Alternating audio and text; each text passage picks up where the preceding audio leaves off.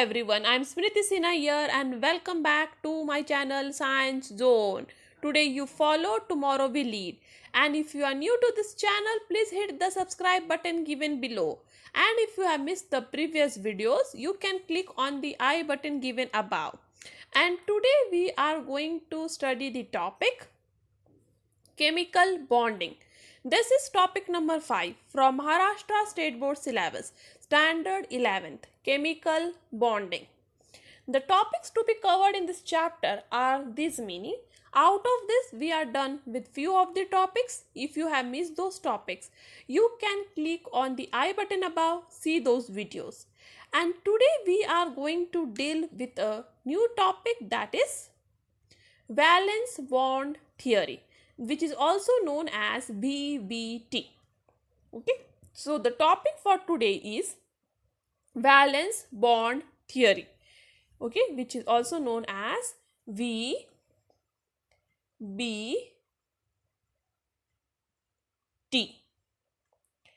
Now, why there was a need to study valence bond theory? Because valence bond theory was able to explain the formation of the covalent bond. Covalent bond कैसे बनता है वो valence bond theory बहुत अच्छे से explain कर पा रहा था और इसलिए वैलेंस बॉन्ड थियोरी एग्जिस्टेंस में आया। और postulates of valence bond theory क्या क्या थे, मतलब वैलेंस बॉन्ड थियोरी ने क्या क्या कहा कोवैलेंट बॉन्ड फॉर्मेशन के लिए। तो इसके पोस्टुलेट्स इस तरह से थे। पहला पोस्टुलेट था कि कोवैलेंट बॉन्ड फॉर्म होने के लिए, कोई भी कोवैलेंट बॉन्ड फॉर्म होने के लिए आपको हाफ फिल्ड वैलेंस ऑर्बिटल चाहिए। ठीक है, तो आपको बेसिकली कोवैलेंट बॉन्ड बनाने के लिए 2 एटम्स चाहिए, करेक्ट। तो आप अभी 2 एटम ले रहे हो जिससे आप कोवैलेंट बॉन्ड बनाने वाले हो। ये दोनों एटम में, हर एक एटम में वैलेंस ऑर्बिटल जो होता है, जो वैलेंस ऑर्बिटल होता है वो हाफ फिल्ड होना चाहिए। तो ये दोनों एटम में आपका वैलेंस ऑर्बिटल जो है वो हाफ फिल्ड होगा, तो दोनों के एटम के वैलेंस ऑर्बिटल एक दूसरे के साथ ओवरलैप करके बनाएंगे कोवैलेंट बॉन्ड। ठीक है, तो कोवैलेंट बॉन्ड बनाने के लिए आपको एटलीस्ट 2 एटम चाहिए और वो दोनों एटम में जो वैलेंस ऑर्बिटल होता है, जो आउटर ऑर्बिटल होता है जिसमें वैलेंस इलेक्ट्रॉन होते हैं, वो ऑर्बिटल कैसा चाहिए, एटलीस्ट हाफ फिल्ड। और वो दोनों भी एटम के वो 2 हाफ फिल्ड ऑर्बिटल्स एक दूसरे के साथ क्या करेंगे, ओवरलैप करेंगे और बनाएंगे कोवैलेंट बॉन्ड। अब इलेक्ट्रॉन्स जो प्रेजेंट होते हैं इस वैलेंस ऑर्बिटल में, ठीक है, 2 वैलेंस ऑर्बिटल एक दूसरे के साथ ओवरलैप होने वाले हैं।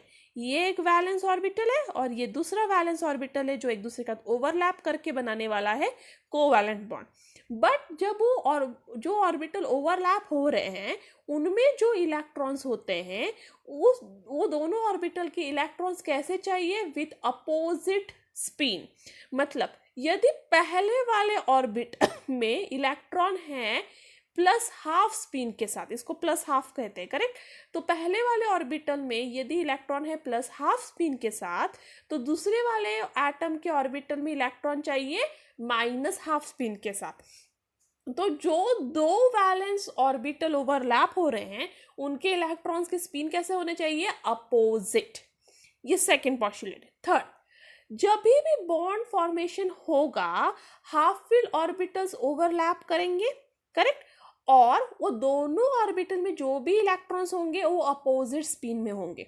अपोजिट स्पिन में होने की वजह से वो एक दूसरे को न्यूट्रलाइज करेंगे, क्योंकि प्लस हाफ स्पिन क्या करेगा, ये plus half spin minus half spin को कैंसल आउट करेगा, plus half minus half cancel, और इसलिए वहाँ पे स्पिन क्या हो जाएगा, न्यूट्रलाइज। और ये होना जरूरी है, कोई भी कोवैलेंट बॉन्ड फॉर्म होने के लिए आपका स्पिन जो है इलेक्ट्रॉन्स के वो न्यूट्रलाइज होना जरूरी है।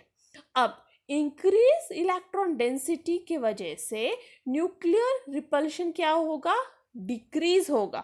और इसके वजह से क्या होता है, जब भी कोवैलेंट बॉन्ड का फॉर्मेशन होता है उसके लिए जब भी ओवरलैपिंग होते हैं ऑर्बिटल्स में तब एनर्जी रिलीज होता है। तो कोई भी बॉन्ड कोवैलेंट बॉन्ड के फॉर्मेशन के वक्त जब ऑर्बिटल्स ओवरलैप होंगे वो क्या करेंगे, एनर्जी रिलीज करेंगे और इसकी वजह से वो बॉन्ड में ज़्यादा स्टेबिलिटी आएगी। नेक्स्ट पॉस्टुलेट है, जितना ज़्यादा ओवरलैप रहेगा उतना ज़्यादा आपका बॉन्ड स्ट्रॉन्ग बनेगा। तो जितना ज़्यादा ओवरलैप वैलेंस ऑर्बिटल्स एक दूसरे के साथ कर पाएंगे उतना ज़्यादा स्ट्रॉन्ग वो कोवैलेंट बॉन्ड होगा। बट याद रखें कि कंप्लीट ओवरलैप पॉसिबल नहीं है। मतलब सपोज आपका ये एक ऑर्बिटल है और ये दूसरा ऑर्बिटल है, ये दोनों भी ऑर्बिटल कंप्लीटली एक दूसरे के ऊपर ओवरलैप नहीं हो सकते, वो सिर्फ ऐसे ही ओवरलैप हो सकते हैं। कैसे कि ये है और कुछ हद तक दूसरे के ऊपर ओवरलैप, तो कॉमन एरिया उनका थोड़ा सा ही है, वो एक दूसरे के ऊपर कंप्लीटली ओवरलैप नहीं हो सकते। और ये क्यों है, क्योंकि इंटर न्यूक्लियर रिपल्शन होता है। तो पहले एटम का न्यूक्लियस जो है, जो सेंटर में प्रेजेंट है, करेक्ट, ये पहले एटम का न्यूक्लियस है और ये सेकेंड एटम का न्यूक्लियस है। जब वो कंप्लीटली ओवरलैप होंगे तो दोनों न्यूक्लियस भी एक दूसरे के सामने आमने आ जाएंगे, उसकी वजह से इंटर न्यूक्लियर रिपल्शन होने लगेगा, क्योंकि दोनों भी न्यूक्लियस पॉजिटिव चार्ज है और पॉजिटिव चार्ज दोनों भी रिपेल करेंगे, क्योंकि like charges repel each other, और उसकी वजह से यहाँ पे हो जाएगा इंटर न्यूक्लियर रिपल्शन। और इसके वजह से कंप्लीट ओवरलैप नहीं हो सकता। भले ही कंप्लीट ओवरलैप सबसे स्ट्रॉन्गेस्ट ओवरलैप होगा, सबसे स्ट्रॉन्गेस्ट कोवैलेंट बॉन्ड बनाएगा, बट ये पॉसिबल नहीं है इंटर न्यूक्लियर रिपल्शन की वजह से। ठीक है, नेक्स्ट पॉस्टुलेट है, यदि कोई एटम में एक से ज़्यादा अनपेयर्ड इलेक्ट्रॉन प्रेजेंट है, ठीक है, तो कोई एटम है जिसमें एक से ज़्यादा वैलेंस ऑर्बिटल में एक से ज़्यादा अनपेयर्ड इलेक्ट्रॉन प्रेजेंट है, तो वो एक से ज़्यादा बॉन्ड बना पाएगा। ठीक है, क्योंकि वो एक से ज़्यादा इलेक्ट्रॉन के साथ पेयर कर पाएगा और इसलिए वो एक से ज़्यादा बॉन्ड बना पाएगा। सो कोई भी एटम में कितने बॉन्ड बनेंगे वो डिसाइड कौन करता है, वो डिसाइड करता है number of half filled orbitals. ठीक है, जितने ज़्यादा हाफ फिल्ड ऑर्बिटल्स हैं, जितने ज़्यादा हाफ फिल्ड ऑर्बिटल्स में एक्चुअली इलेक्ट्रॉन्स है और वो इलेक्ट्रॉन जितने ज़्यादा अनपेयर्ड है उतना ज़्यादा बॉन्ड बनेगा। तो आपको पहले बॉन्ड बनाने के लिए क्या कंडीशन है कि आपको चाहिए वैलेंस ऑर्बिटल, ये वैलेंस ऑर्बिटल ओवरलैप होंगे, ओवरलैप होते वक्त ये इलेक्ट्रॉन्स अपोजिट स्पिन में चाहिए, बट ये सारे इलेक्ट्रॉन्स अनपेयर्ड चाहिए, क्योंकि एक एटम का अनपेयर्ड इलेक्ट्रॉन दूसरे एटम के अनपेयर्ड इलेक्ट्रॉन के साथ पेयर करके बनाएगा कोवैलेंट बॉन्ड। तो जितना ज़्यादा वैलेंस बॉन्ड में अनपेयर्ड इलेक्ट्रॉन होगा उतना ज़्यादा वो एटम बॉन्ड बना पाएगा। इसका मतलब कोई भी एटम में कितने बॉन्ड बन सकते हैं, जितने उसमें अनपेयर्ड इलेक्ट्रॉन्स है उसके वैलेंस ऑर्बिटल में। नेक्स्ट पॉस्टुलेट है, distance eight which attractive and repulsive forces balance each other is the equilibrium distance. देखो, जब भी दो एटम एक दूसरे के करीब आ रहे हैं कोवैलेंट बॉन्ड बनाने के लिए, वहाँ पे दो टाइप ऑफ फोर्सेस काम करते हैं। एक है अट्रैक्टिव फोर्स, ठीक है, जो एक्चुअली इलेक्ट्रॉन और न्यूक्लियस को अट्रैक्ट कर रहा है, एक एटम के न्यूक्लियस का और दूसरे एटम का इलेक्ट्रॉन एक दूसरे को अट्रैक्ट कर रहा है। दूसरा है रिपल्सिव फोर्स। रिपल्सिव फोर्स मतलब दोनों एटम के न्यूक्लियस एक दूसरे को रिपेल कर रहे हैं या दोनों एटम के इलेक्ट्रॉन एक दूसरे को रिपेल कर रहे हैं। तो ये दोनों फोर्स एक साथ काम करता है जब भी दो एटम आ रहे हैं कोवैलेंट बॉन्ड बनाने के लिए। और ये फोर्सेस को बैलेंस कौन करता है, इक्विलिब्रियम डिस्टेंस। एक ऐसा डिस्टेंस होता है दो एटम के बीच में कि उस डिस्टेंस पे अट्रैक्टिव और रिपल्सिव फोर्सेस, ये ऐसा कोई डिस्टेंस होगा जिसमें अट्रैक्टिव और रिपल्सिव फोर्सेस दोनों भी बैलेंस रहेंगे। और इस डिस्टेंस पे actually total energy of the bonded atoms क्या होता है, मिनिमम, और स्टेबिलिटी सबसे ज़्यादा। तो ये बात तो आपको याद ही रखनी है कि कोई भी मॉलिक्यूल में, केमिस्ट्री में कोई भी मॉलिक्यूल में जितनी कम एनर्जी रहेगी उतनी ज़्यादा स्टेबिलिटी रहेगी। तो कोई भी मॉलिक्यूल में एनर्जी कम से कम चाहिए तो स्टेबिलिटी ज़्यादा से ज़्यादा होगी। और जब भी इक्विलिब्रियम डिस्टेंस पे होते हैं दो एटम्स, ऐसे डिस्टेंस पे जहाँ पे अट्रैक्टिव और रिपल्सिव फोर्सेस बैलेंस है, उस डिस्टेंस पे टोटल एनर्जी क्या होती है, मिनिमम होती है, और स्टेबिलिटी क्या होती है, मैक्सिमम। नेक्स्ट है कि electrons which are paired in valence shell can not participate in bond formation. तो हमने पहले ही देखा है पिछले पोस्टुलेट में कि जो भी इलेक्ट्रॉन्स अनपेयर्ड होते हैं वो ही सिर्फ बॉन्ड फॉर्मेशन में हेल्प करते हैं। जो इलेक्ट्रॉन्स वैलेंस शेल में पेयर्ड हैं, ठीक है, तो सपोज आपका वैलेंस ऑर्बिटल है पी ऑर्बिटल। पी ऑर्बिटल में कैपेसिटी है 6 इलेक्ट्रॉन्स की, बट आपके पास अब 4 इलेक्ट्रॉन्स प्रेजेंट है। 4 इलेक्ट्रॉन्स पी ऑर्बिटल में प्रेजेंट है। उसका डिस्ट्रीब्यूशन यदि दिखाना हो तो ऐसे दिखाऊंगी मैं। तो सपोज ये पी ऑर्बिटल है जिसमें 4 इलेक्ट्रॉन्स प्रेजेंट है, मतलब 3 ऑर्बिटल्स में ऐसे एक एक, पहले आपको फिल करना एक एक और फिर बाद में पेयरिंग शुरू करनी है। तो आप देखोगे कि 2 ऑर्बिटल में अनपेयर्ड इलेक्ट्रॉन्स है। तो ये ही सिर्फ 2 unpaired electron actually covalent bond formation में हेल्प करेंगे, ना कि ये जो पेयर्ड है वो हेल्प नहीं करेगा। तो जो पेयर्ड इलेक्ट्रॉन है वो कभी भी कोवैलेंट बॉन्ड फॉर्मेशन में हेल्प नहीं करते, एक्चुअली कोई भी बॉन्ड फॉर्मेशन में। जो अनपेयर्ड इलेक्ट्रॉन्स है सिर्फ वही बॉन्ड फॉर्मेशन में हेल्प करते हैं। तो सपोज कोई एटम के पास एक या एक से ज़्यादा वैकेंट ऑर्बिटल है, ठीक है, तो सपोज ये जो पी ऑर्बिटल है उसके साइड में एक एस ऑर्बिटल है जो एम्प्टी है, जो वैकेंट है। तो अब वो एटम क्या करेगा, अपना जो एक पेयर्ड इलेक्ट्रॉन था उसे यहाँ से निकाल के एम्प्टी ऑर्बिटल में शिफ्ट कर देगा। तो उसके पास अब अनपेयर्ड इलेक्ट्रॉन्स कितने हो गए, उसके पास अब अनपेयर्ड इलेक्ट्रॉन्स हो गए 4, और इसलिए वो अब ज़्यादा बॉन्ड फॉर्मेशन में पार्टिसिपेट कर सकता है।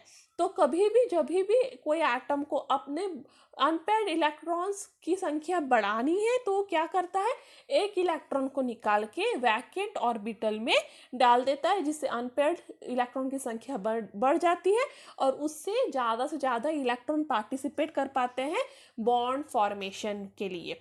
बट इसके साथ एक बात और याद रखनी है कि वैकेंट ऑर्बिटल्स की जो एनर्जी होती है वो फिल्ड ऑर्बिटल की एनर्जी से थोड़ी ज़्यादा या थोड़ी कम होनी चाहिए, सेम एनर्जी पे नहीं होनी चाहिए। नेक्स्ट थिंग है, जब भी बॉन्ड फॉर्मेशन होता है एस ऑर्बिटल का, तो एस ऑर्बिटल क्या है, स्पेरिकल शेप, ठीक है। तो एस ऑर्बिटल का शेप आपको पता है, एस ऑर्बिटल कैसा है, स्पेरिकल। तो जब भी एस ऑर्बिटल बॉन्ड फॉर्मेशन में पार्टिसिपेट करता है तो उसका ओवरलैप कोई भी डायरेक्शन में हो सकता है, क्योंकि वो स्पेरिकल है। तो कोई भी डायरेक्शन में जाके ओवरलैप कर ले, इस डायरेक्शन में जाके ओवरलैप करे या फिर इस डायरेक्शन में जाके ओवरलैप करे या इधर से ओवरलैप करे, कहीं से भी ओवरलैप करे, सेम थिंग है। इसलिए एस ऑर्बिटल कहीं से भी ओवरलैप कर सकता है। बट जो पी ऑर्बिटल है उसके पास 3 ही डायरेक्शन है जिसमें ओवरलैप कर सकता है, एक है एक्स एक्सिस पे, एक वाई और एक जेड डायरेक्शन। तो जो पी ऑर्बिटल होता है वो सिर्फ 3 ही डायरेक्शन में ओवरलैप कर सकता है, एक्स, वाई या जेड। वैसे ही डी और एफ ऑर्बिटल्स भी एक पर्टिकुलर एंगल में, एक पर्टिकुलर डायरेक्शन में ही ओवरलैप कर सकते हैं।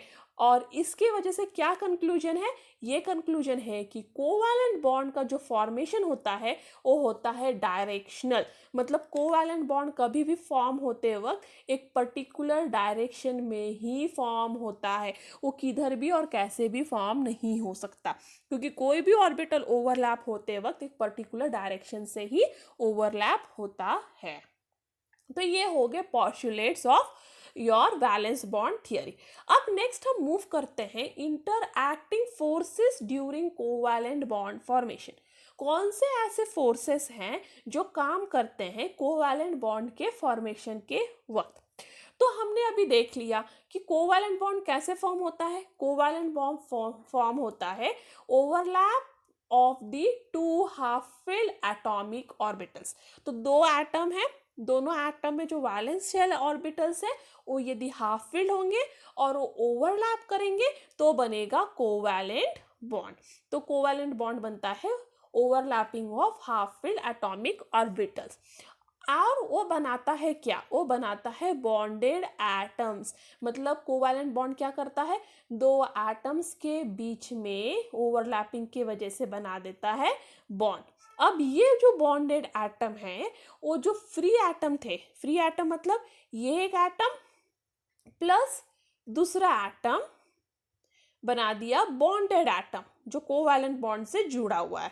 करेक्ट। तो ये जो बॉन्डेड एटम है जो बॉन्ड कोवैलेंट बॉन्ड से जुड़े हुए हैं ये ज़्यादा स्टेबल है ये फ्री एटम से। ठीक है। और इसलिए ये बॉन्डेड एटम की जो एनर्जी है वो कम है फ्री एटम से, क्योंकि जो भी ज़्यादा स्टेबल होता है उसकी एनर्जी कम होती है। केमिस्ट्री का रूल है, जो भी एटम या मॉलिक्यूल ज़्यादा स्टेबल है उसकी एनर्जी उतनी ही कम होगी। तो जो बॉन्डेड एटम है वो क्या है, ज़्यादा स्टेबल है आपके फ्री एटम से, इसलिए उसकी एनर्जी भी कम है आपके फ्री एटम से। तो इसका मतलब क्या है, इसका मतलब ये है कि दो एटम कुछ एनर्जी के साथ बॉन्ड बनाने वाले हैं कोवैलेंट बॉन्ड, और बनाने वाले हैं बॉन्डेड एटम। मतलब दो एटम जो आके साथ में बॉन्ड बनाने वाले हैं वो एनर्जी लूज करने वाले हैं। इसलिए क्या होता है, lowering of energy takes place during bond formation.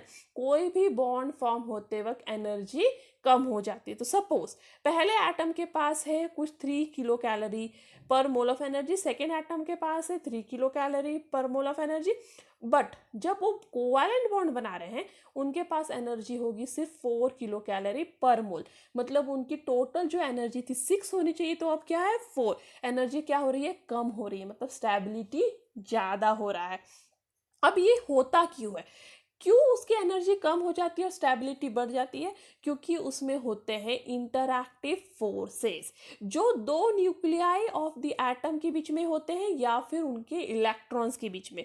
तो दो जो एटम एक दूसरे के साथ ओवरलैप करने वाले हैं उनके दोनों न्यूक्लियस के बीच में या उन दोनों के इलेक्ट्रॉन्स के बीच में ऐसे कोई इंटरैक्टिव फोर्सेस होते हैं जिसकी वजह से एनर्जी कम हो जाती है। अब ये फोर्सेस दो तरह के होते हैं, या तो वो अट्रैक्टिव होंगे मतलब एक दूसरे की तरफ अट्रैक्ट होंगे, या फिर वो होंगे रिपल्सिव फोर्सेस। यदि हम बात करें एक एटम के न्यूक्लियस की और दूसरे एटम के इलेक्ट्रॉन की, तो वो हो जाएगा अट्रैक्टिव फोर्स। करेक्ट। एक एटम का न्यूक्लियस दूसरे एटम के इलेक्ट्रॉन को, जो न्यूक्लियस पॉजिटिव चार्ज है और इलेक्ट्रॉन नेगेटिव चार्ज है, इसलिए पॉजिटिव चार्ज नेगेटिव चार्ज को अपनी तरफ खींचेगा, इसलिए एक एटम का न्यूक्लियस दूसरे एटम के इलेक्ट्रॉन को एक दूसरे की तरफ खींचेंगे और इसलिए वो क्या जनरेट करेंगे, वो जनरेट करेंगे अट्रैक्टिव फोर्स। बट अब हम बात करते हैं एक एटम का इलेक्ट्रॉन दूसरे एटम के इलेक्ट्रॉन के साथ किस तरह का फोर्स दिखाएगा, रिपल्सिव फोर्स, क्योंकि दोनों भी नेगेटिव चार्ज है। तो आपको याद रखना है same charges repel each other, opposite charges attract each other. तो एक एटम का न्यूक्लियस दूसरे एटम के इलेक्ट्रॉन को दिखाएगा अट्रैक्टिव फोर्स और एक एटम का इलेक्ट्रॉन दूसरे एटम के इलेक्ट्रॉन को दिखाएगा रिपल्सिव फोर्स। अब ये दोनों फोर्स को बैलेंस करना है, जो भी ये अट्रैक्टिव फोर्स है और रिपल्सिव फोर्स है उसको बैलेंस करना है, और ये बैलेंस डिसाइड करेगा कि आपका केमिकल बॉन्ड इस दोनों एटम के बीच में बनेगा कि नहीं बनेगा। इसलिए कोई भी एटम किसी के साथ भी बॉन्ड नहीं बना लेता है, क्योंकि वो एटम बैलेंस नहीं कर पाता अट्रैक्टिव और रिपल्सिव फोर्स को। यदि अट्रैक्टिव फोर्स से ज़्यादा होगा रिपल्सिव फोर्स से, ठीक है, यदि अट्रैक्टिव फोर्स ज़्यादा है रिपल्सिव फोर्स से, तब ओवरलैप बहुत स्ट्रांग हो पाएगा और दोनों हाफ फिल्ड ऑर्बिटल के बीच में बॉन्ड फॉर्म हो पाएगा। बट यदि रिपल्सिव फोर्स ज़्यादा हो जाएगा तो बॉन्ड नहीं फॉर्म हो पाएगा। तो क्या होना है, अट्रैक्टिव फोर्स है जो एक एटम के न्यूक्लियस के है दूसरे एटम के इलेक्ट्रॉन के बीच, ठीक है, एक एटम का न्यूक्लियस और दूसरे एटम के इलेक्ट्रॉन के बीच में जो अट्रैक्टिव फोर्स है वो बहुत ज़्यादा होना चाहिए रिपल्सिव फोर्स से, तो ही एक बॉन्ड फॉर्म हो पाएगा। बॉन्ड फॉर्म हो पाएगा मतलब overlap of the valence orbital हो पाएगा और इसकी वजह से एनर्जी उस मॉलिक्यूल की कम हो पाएगी। अब सपोज तुम कंसीडर कर रहे हो फॉर्मेशन ऑफ H2 मॉलिक्यूल, मतलब हाइड्रोजन मॉलिक्यूल के लिए कंसीडर कर रहे हो। अब हाइड्रोजन मॉलिक्यूल बनाने के लिए आपको चाहिए 2 हाइड्रोजन एटम। दोनों हाइड्रोजन एटम में होगा न्यूक्लियस और दोनों में होगा 1 वैलेंस इलेक्ट्रॉन। तो इस हाइड्रोजन में एक वैलेंस इलेक्ट्रॉन, इस हाइड्रोजन में दूसरा वैलेंस इलेक्ट्रॉन। अब ये दोनों वैलेंस इलेक्ट्रॉन कैसे हैं? अनपेयर्ड। अब दोनों भी एक दूसरे से सपोज बहुत दूर है, इतने दूर है कि उनके बीच में कोई भी अट्रैक्शन नहीं है या इंटरैक्शन नहीं है, ना रिपल्सिव ना अट्रैक्टिव। तो दोनों एटम एक दूसरे से बहुत दूर है, इतने दूर कि कोई इंटरैक्शन ही नहीं है। ठीक है, इस कंडीशन में उस सिस्टम की एनर्जी, मतलब ये दोनों एटम थ्रू जनरेटेड एनर्जी क्या होगी? ज़ीरो, क्योंकि कोई भी इंटरैक्शन नहीं है तो क्या होगा? ज़ीरो। बट अब हम क्या करेंगे? repulsive forces destabilize of the system with increase of energy of the system while attractive forces decrease the energy। अब क्या होगा? हम दो एटम को पास में लाने की कोशिश करेंगे। जैसे ही हम दो एटम्स को पास में लाने की कोशिश करेंगे, दो तरह के फोर्सेस जनरेट होंगे, एक रिपल्सिव, एक अट्रैक्टिव। अट्रैक्टिव किसका? एक हाइड्रोजन एटम का न्यूक्लियस दूसरे हाइड्रोजन एटम के इलेक्ट्रॉन को एक अपनी तरफ खींचेगा तो हो गया अट्रैक्टिव, और एक हाइड्रोजन एटम का इलेक्ट्रॉन दूसरे हाइड्रोजन एटम के इलेक्ट्रॉन को पुश करेगा तो हो जाएगा रिपल्सिव। अब रिपल्सिव फोर्स क्या करेगा? जो दो एटम साथ में आ रहे हैं उस सिस्टम का एनर्जी इंक्रीज करेगा। और अट्रैक्टिव फोर्स क्या करेगा? दो एटम जो साथ में आ रहे हैं उनका एनर्जी डिक्रीज करेगा। और ये फाइंड आउट हुआ है जब ये एक्सपेरिमेंट किया गया था, दो हाइड्रोजन एटम को पास लाने की कोशिश की गई थी, तब ये फाइंड आउट हुआ था कि उनका अट्रैक्टिव फोर्स बहुत ज़्यादा था उनके रिपल्सिव फोर्स से। ठीक है, मतलब एक हाइड्रोजन एटम का न्यूक्लियस दूसरे हाइड्रोजन एटम के इलेक्ट्रॉन को बहुत स्ट्रांगली अपनी तरफ खींच रहा था। किससे ज़्यादा स्ट्रांगली खींच रहा था? दो इलेक्ट्रॉन के रिपल्सिव फोर्स से। और इसलिए वो दोनों के बीच में क्या हो गया? पोटेंशियल एनर्जी डिक्रीज हो गई, मतलब एनर्जी ऑफ दैट सिस्टम क्या हो गया? डिक्रीज हो गया, क्योंकि अट्रैक्टिव फोर्सेस जीत गया रिपल्सिव फोर्स के सामने, इसलिए सिस्टम की एनर्जी क्या हो गई? डिक्रीज हो गई। और इसलिए वहाँ पे बॉन्ड फॉर्मेशन पॉसिबल हो गया। और क्यों पॉसिबल हो पाया? क्योंकि दो एटम एक दूसरे के पास आ पाए अट्रैक्टिव फोर्स की वजह से, और उसकी वजह से उस सिस्टम की एनर्जी डिक्रीज हो गई। फिर वो दो एटम कुछ हद तक ओवरलैप कर सके। कंप्लीट ओवरलैप तो पॉसिबल नहीं है, ये याद रखना है, क्योंकि कंप्लीट ओवरलैप की वजह से इंटर न्यूक्लियर रिपल्शन होने लगेगा, इसलिए कंप्लीट ओवरलैप तो पॉसिबल नहीं है। बट कुछ हद तक ओवरलैप हो पाया, और ओवरलैप की वजह से सिस्टम बैलेंस था, वहाँ पे अट्रैक्टिव और रिपल्सिव फोर्स बैलेंस था, और इसलिए सिस्टम मिनिमम एनर्जी पे रहा, और ओवरलैप की वजह से वहाँ पे कोवैलेंट बॉन्ड बन पाया। और कोवैलेंट बॉन्ड बन पाया, इसलिए दो हाइड्रोजन एटम साथ में आके हाइड्रोजन मॉलिक्यूल बना पाए। बट सपोज अब हाइड्रोजन मतलब ये एक हाइड्रोजन एटम ने दूसरे हाइड्रोजन एटम को अपने इतने करीब आने दिया कि वो बना पाए हाइड्रोजन मॉलिक्यूल। ओवरलैप तो कंप्लीट नहीं है, बट इस हद तक ओवरलैप था कि उनके बीच में एक स्ट्रांग बॉन्ड हो पाया, अट्रैक्टिव और रिपल्सिव फोर्सेस बैलेंस हो पाए, सिस्टम की एनर्जी सबसे कम हो पाई। बट सपोज अब तुम ये दोनों हाइड्रोजन एटम को और भी ज़्यादा करीब एक दूसरे के पुश करो, इतना ज़्यादा करीब पुश करो कि उनका रिपल्सिव फोर्स अब क्या हो जाता है? स्ट्रॉन्ग अट्रैक्टिव फोर्स से भी। ठीक है, तो जो अट्रैक्टिव फोर्स था वो इस बाउंड्री तक ही स्ट्रांग था। इसके आगे और एक दूसरे के करीब पुश करोगे कि वो एक दूसरे से और ज़्यादा ओवरलैप करे, इस कंडीशन में उसका रिपल्सिव फोर्स ज़्यादा स्ट्रांग हो जाएगा उसके अट्रैक्टिव फोर्स से, और फिर सिस्टम की एनर्जी जो यहाँ पे डिक्रीज हो गई थी, यहाँ पे उस सिस्टम की एनर्जी क्या हो जाएगी? इंक्रीज, और स्टेबिलिटी हो जाएगी डिक्रीज। तो इसका मतलब ये है कोई भी एटम एक दूसरे के इतने ही करीब आ सकता है जहाँ तक उसका अट्रैक्टिव फोर्स मैक्सिमम रहेगा और सिस्टम की एनर्जी मिनिमम रहेगी और स्टेबिलिटी ज़्यादा। उससे ज़्यादा कोई भी एटम करीब आने की कोशिश करेगा तो रिपल्सिव फोर्स स्ट्रांग हो जाएगा। रिपल्सिव फोर्स जैसे ही स्ट्रांग होगा, स्टेबिलिटी क्या हो जाएगी? कम हो जाएगी, और एनर्जी बढ़ जाएगी।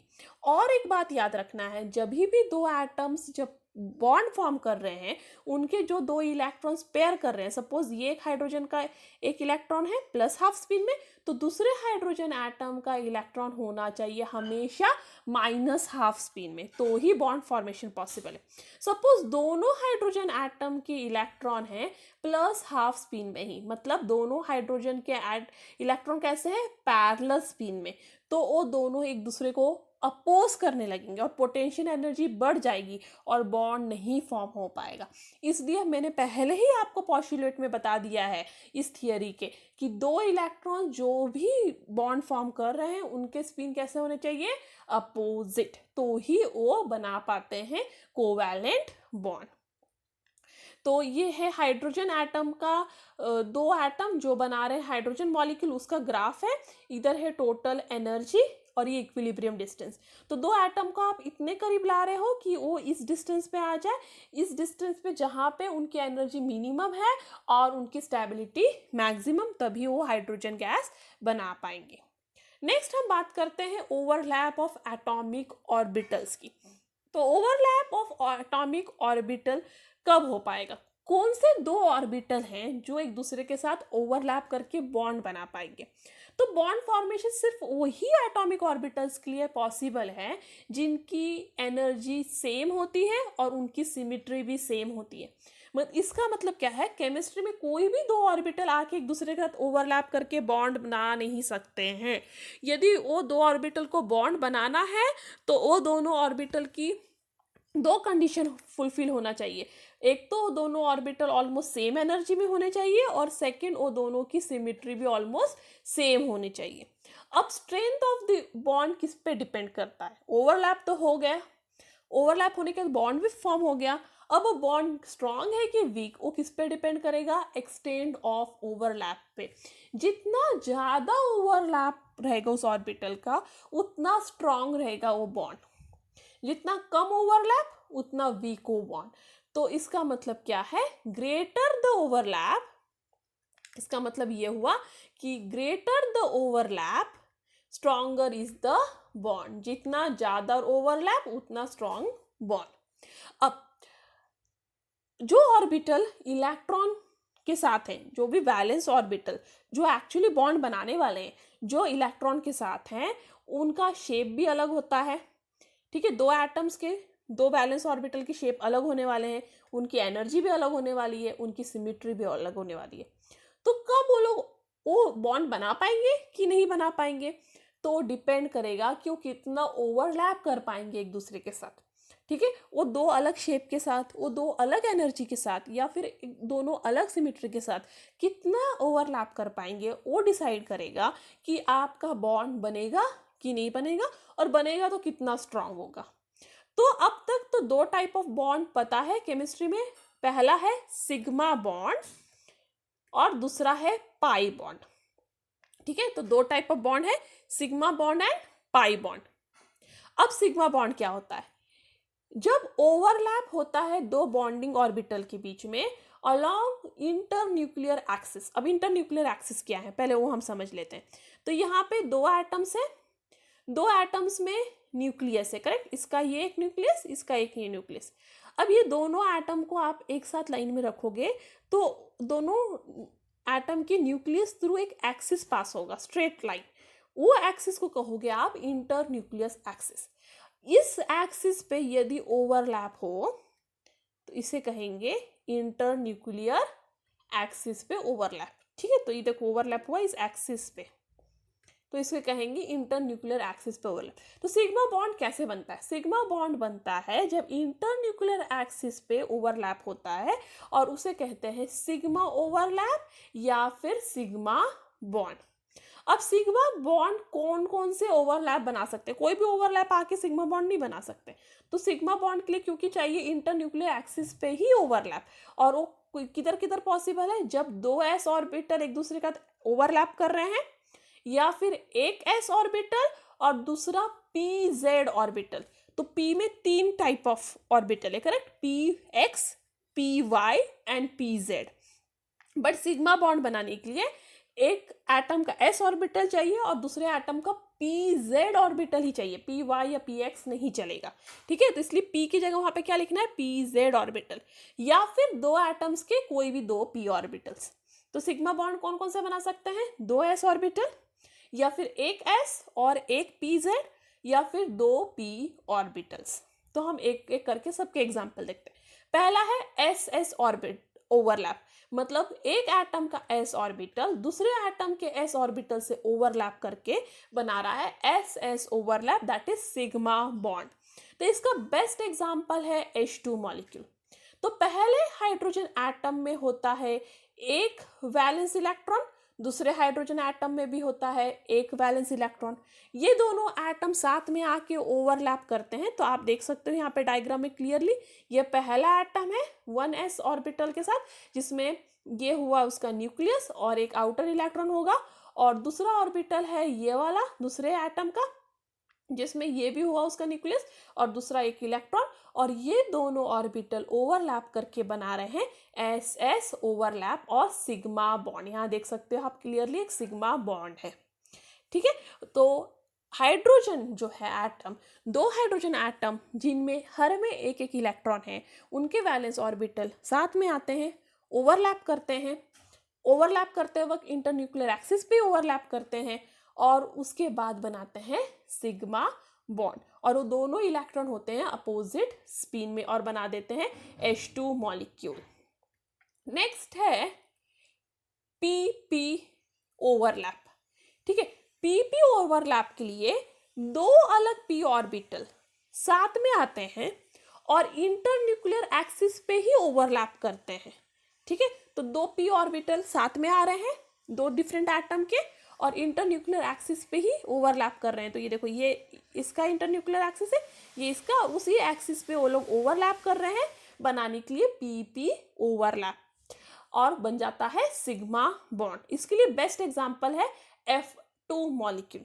तो F2 मॉलिक्यूल के लिए दो फ्लोरीन एटम, ये एक पहला फ्लोरीन एटम है जिसका p ऑर्बिटल आ रहा है, ये दूसरा फ्लोरीन एटम है उसका भी p ऑर्बिटल आ रहा है, और ये दोनों ओवरलैप कर रहे हैं अलोंग द इंटरन्यूक्लियर एक्सिस और बना रहे हैं सिग्मा बॉन्ड। तो पहले फ्लोरीन का ये क्या है, electron configuration 1s2 2s2 2px2 2py2 and 2pz1। इसका मतलब है दोनों फ्लोरीन के कौन सा ऑर्बिटल ओवरलैप हो रहा है, 2pz।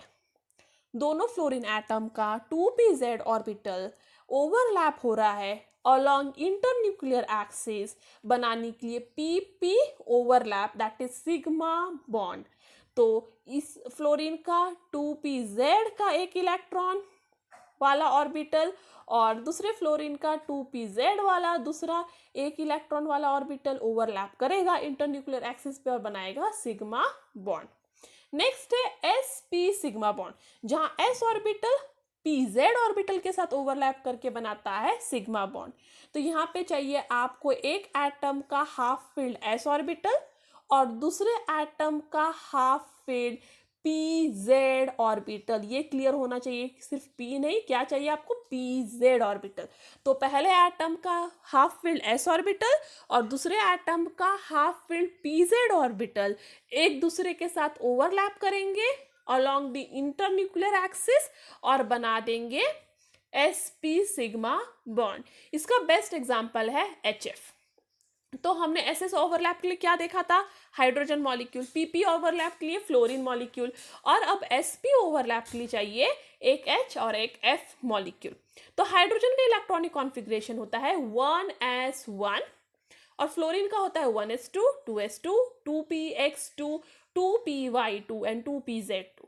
तो हाइड्रोजन का 1s1 और फ्लोरीन का 2pz1 दोनों के ये ऑर्बिटल एक दूसरे पे ओवरलैप होते हैं अलोंग इंटरन्यूक्लियर एक्सिस और बना देते हैं sp सिग्मा बॉन्ड। नेक्स्ट बात करते हैं हम pp ओवरलैप, या उसको कहते हैं पाई ओवरलैप या पाई बॉन्ड। तो pp ओवरलैप को क्या बोलते हैं, पाई बॉन्ड।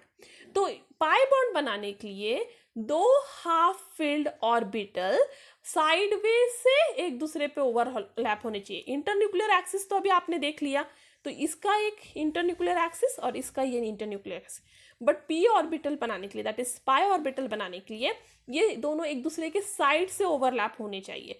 तो आप बेसिकली समझ गए होंगे, ये वाला दूसरे वाले के साथ ऐसे ओवरलैप होगा तो बनेगा पी ऑर्बिटल, और सेम ये वाला पी ऑर्बिटल दूसरे के साथ इस तरह से ओवरलैप होगा तो बनेगा सिग्मा ऑर्बिटल। तो ये साइड इंटरन्यूक्लियर एक्सिस पे वो ओवरलैप हुआ तो बन जाता है सिग्मा बॉन्ड, और ऐसे साइड से ओवरलैप होता है तो बन जाता है पाई बॉन्ड। तो ये बेसिकली डिफरेंट है सिग्मा और पाई में, क्योंकि सिग्मा बॉन्ड बनते वक्त भी पीपी ऑर्बिटल ओवरलैप होते हैं, बट वो इंटरन्यूक्लियर एक्सिस पे होंगे तो सिग्मा बॉन्ड बनेंगे, और वो ऐसे ओवरलैप होंगे तो बनेगा पाई बॉन्ड।